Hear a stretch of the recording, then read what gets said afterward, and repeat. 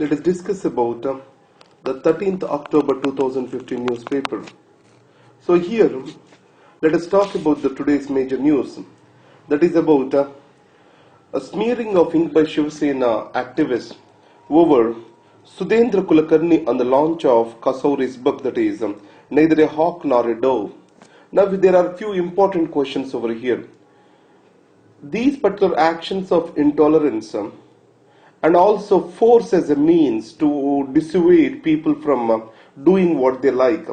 This shows growing irresponsible behavior among the political sections in India. The second thing is, especially with regard to the right-wing establishments, they claim themselves to be the representatives and voice of a section of the people. And this section itself claims to be the representative of all the Maharashtra power.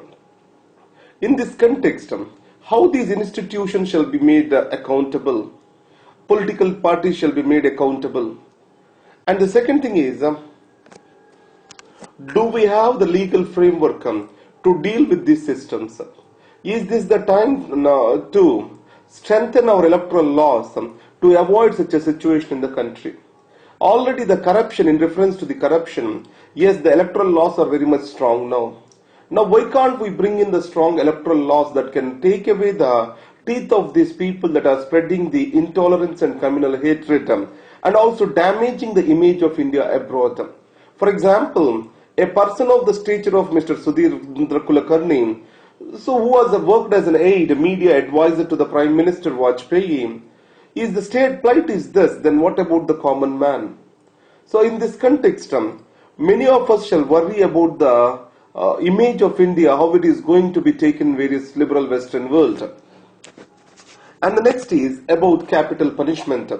Though this article talks about the different modes of capital punishments and the difficulties in taking forward these punishments and various cases in the United States of America, let us take a discussion. In India, does the capital punishment exist or not? Because the Law Commission has recently suggested that the death penalty shall be favored only in the case of the terrorism, not in all the other cases. In this context, if you observe, what are the factors that lead to the abolition of the death penalty? One thing is miscarriage of the justice. Now, if you observe in India, at the trial court level, more than 95% cases of the death penalty, there is a miscarriage of justice. Even in the Supreme Court, it is around 23%. So this is the gravest crime against humanity.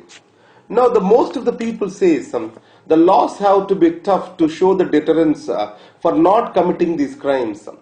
Now, if it is the case, then in the countries that have the death penalty, the punishments or else the crime has to decrease.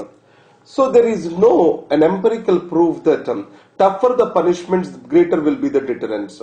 More than the toughness of the punishment, the certainty of the punishment matters the most. And the next factor is, it is not in line with the global trend. As for the Amnesty International, more than 140 countries, that is 2/3 of the world nations, they moved away from the death penalty. And another thing is, the death penalty, it is deviating our attention away from the reforms of the criminal justice system and restorative and redistributive justice.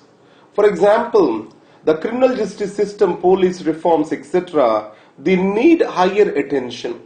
The politics of the day, to prove them to be the tougher masters, they are resorting more to the death penalty rather than reforming the criminal justice system as a whole.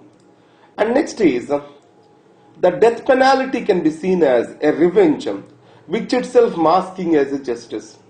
If we want to build a society based on peace, can the state committing a murder of its people, can it be allowed? It is an ethical question over here. On the other side, the victim's right to have justice, it makes the death penalty to take on to, or else to move on to further. Other than that, most of the arguments which are existing, they favor or they go against the death penalty. Now, the next is the path to economic recovery.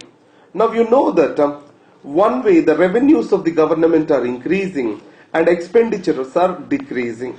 Especially the government, it wants to take a strong fiscal consolidation path. So it is moving away from the subsidized regime, which is a positive step. So in this context, this year also government has taken a step to maintain the fiscal deficit at 3.9% over the estimated 3.6%. In all possibility, it appears that the government will achieve this. Now, with inflation now under 4% and interest rate cuts in the past 12 months, so it means that the growth is about to be revived and the markets also going to strengthen, which can improve the production.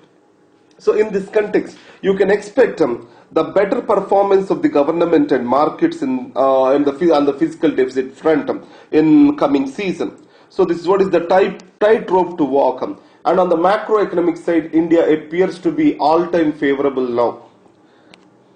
Next is Article 370. It's always controversy.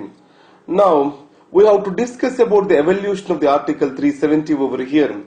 Now, when Article 370 was introduced, Nehru was very clear that it has to be the important link between the Kashmir Valley and India.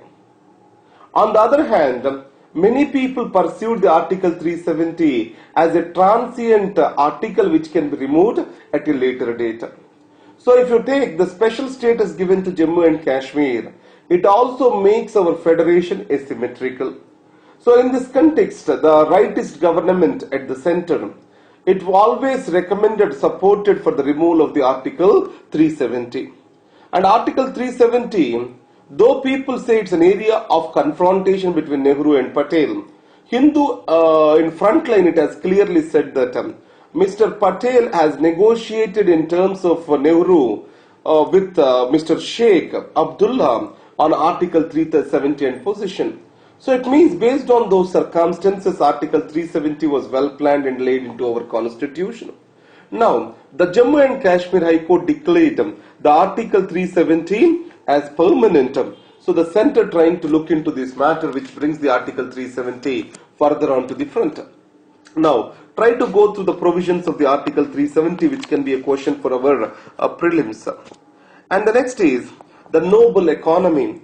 The noble for the economy. So you know that Mr. Dayton, he also worked with Indian economists such as Jean Rhys. He is one of the famous developmental economists from England. So according to him, understanding of the consumption patterns of the society are very much important to study the incidence of the poverty. And he said in India, if you take the growth and poverty are compared, the growth increase is not visible with regard to the poverty reduction. According to me, it is due to the different ways we collect the data. And he also provided that across the world, so there is no parity between various indices that are reflecting the poverty and also development. And his major area of the study is that towards improving the access, equity and quality of the services to the poor to improvise the so-called as benefits or welfare to them.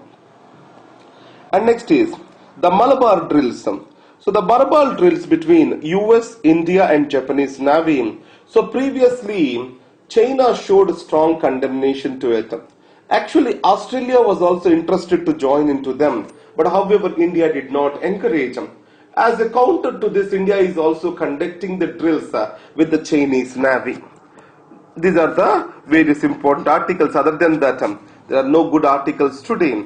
So try to work on the capital punishment. I am also attaching the notes of the capital punishment along with this particular article. Right. Thank you very much.